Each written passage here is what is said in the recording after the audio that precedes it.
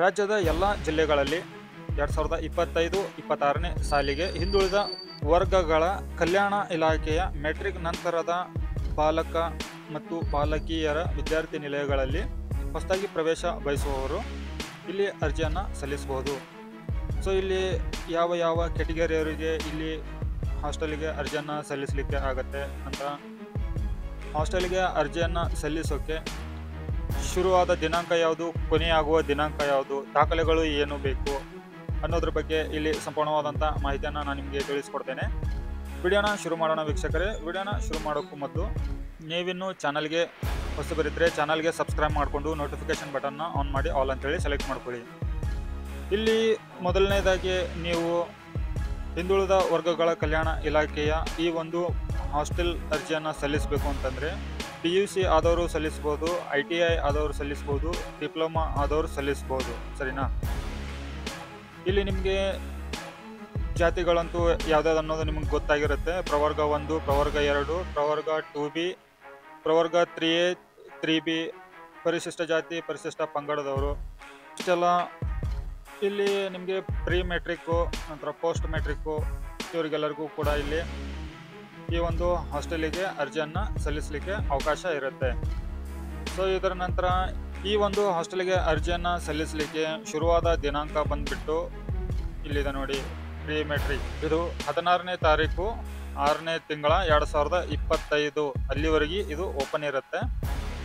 ನಂತರ post matric ಬಂದುಬಿಟ್ಟು 20/6/2025 ಈ ದಿನಾಂಕದವರೆಗೆ ಇದು ಓಪನ್ ಇರುತ್ತೆ.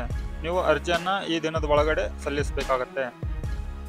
ನಂತರ ನಿಮ್ಮ ಒಂದು ಹಾಸ್ಟೆಲ್ಗೆ ಅರ್ಜಿಯನ್ನು ಸಲ್ಲಿಸಲಿಕ್ಕೆ ಬೇಕಾಗಿರುವ ದಾಖಲೆಗಳು ಏನು ಅನ್ನೋದನ್ನು ಇಲ್ಲಿ ಕೊಟ್ಟಿದ್ದಾರೆ ನೋಡಿ.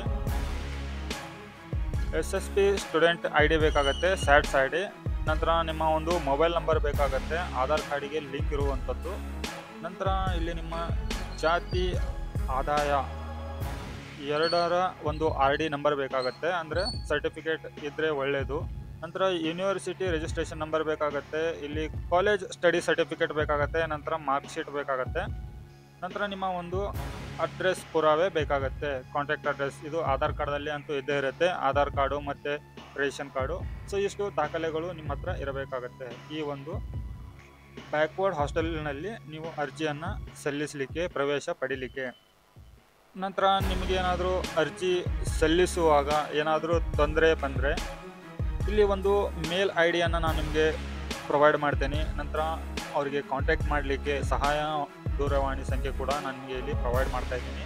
ಸೊ ಇದನ್ನು ನೀವು ನೋಡ್ಕೊಂಡ್ಬಿಟ್ಟು ಅರ್ಜಿ ಸಲ್ಲಿಸುವಾಗ ಏನಾದರೂ ತೊಂದರೆ ಆದರೆ ಅಥವಾ ಏನಾದರೂ ತಿಳಿದೇ ಹೋದರೆ ಏನು ಮಾಡಬೇಕು ಅನ್ನೋದಾಯ್ತು ಅಂತಂದರೆ ಇಲ್ಲಿ ನೋಡಿ, ಯೂಸರ್ ಮ್ಯಾನುವಲ್ ಅಂತ ಕೊಟ್ಟಿದ್ದಾರೆ. ಇದು ಪ್ರೀ ಮೆಟ್ರಿಕ್ 10ನೇ ತರಗತಿ ಒಳಗಿನ ವಿದ್ಯಾರ್ಥಿಗಳು ಅರ್ಜಿಯನ್ನು ಸಲ್ಲಿಸುವಾಗ ಈ ಪ್ರೀ ಮೆಟ್ರಿಕನ್ನು ಓಪನ್ ಮಾಡ್ಕೊಳ್ಳಿ. ನಂತರ ಪೋಸ್ಟ್ ಮೆಟ್ರಿಕ್ ಇತ್ತಂದರೆ ಇಲ್ಲಿ ಅವ್ರಿಗೂ ಕೂಡ ಒಂದು ಮ್ಯಾನುವಲ್ ಕೊಟ್ಟಿದ್ದಾರೆ, ಈ ಮ್ಯಾನುವಲನ್ನು ಓಪನ್ ಮಾಡ್ಕೊಳ್ಳಿ. ಇಲ್ಲಿ ನಿಮಗೆ ಸಂಪೂರ್ಣವಾದಂಥ ಮಾಹಿತಿಯನ್ನು ಯಾವ ಥರ ಅಪ್ಲಿಕೇಶನ್ ಫಿಲಪ್ ಮಾಡೋದು ಅನ್ನೋದ್ರ ಬಗ್ಗೆ ಇಲ್ಲಿ ಮಾಹಿತಿಯನ್ನು ಕೊಟ್ಟಿರ್ತಾರೆ. ಸೊ ವೀಕ್ಷಕರೇ, ನಾನು ಇಲ್ಲಿ ಯಾವುದೇ ಥರ ಲೈವ್ ಆಗಿ ನಿಮಗೆ ಅರ್ಜಿಯನ್ನು ಸಲ್ಲಿಸಿ ತೋರಿಸಲಿಕ್ಕೆ ವಿದ್ಯಾರ್ಥಿಯ ಮಾಹಿತಿಗಳು ನನ್ನಲ್ಲಿಲ್ಲ. ಒಂದು ವೇಳೆ ನನ್ನ ಹತ್ರ ಏನಾದರೂ ಅರ್ಜಿ ಸಲ್ಲಿಕೆ ಆಗೋದಿತ್ತಂದರೆ ನಾನು ಅದನ್ನು ನಿಮಗೆ ನೆಕ್ಸ್ಟ್ ವಿಡಿಯೋದಲ್ಲಿ ಅಪ್ಡೇಟನ್ನು ತಿಳಿಸ್ತೀನಿ. ಸೊ ವೀಕ್ಷಕರೇ, ಮತ್ತು ಈ ಮಾಹಿತಿ ತಮಗೆ ಉಪಯೋಗ ಆಗಿದ್ದರೆ ವಿಡಿಯೋಗೆ ಲೈಕ್ ಕೊಟ್ಟು ಚಾನಲ್ಗೆ ಸಬ್ಸ್ಕ್ರೈಬ್ ಮಾಡಿ. ಆದಷ್ಟು ಎಲ್ಲ ವಿದ್ಯಾರ್ಥಿಗಳಿಗೆ ಈ ಮಾಹಿತಿಯನ್ನು ತಿಳಿಸಿ. ಮತ್ತೆ ಹೊಸ ಮಾಹಿತಿಯೊಂದಿಗೆ ಸಿಗ್ತೀನಿ. ಅಲ್ಲಿವರೆಗೂ ಜೈ ಹಿಂದ್.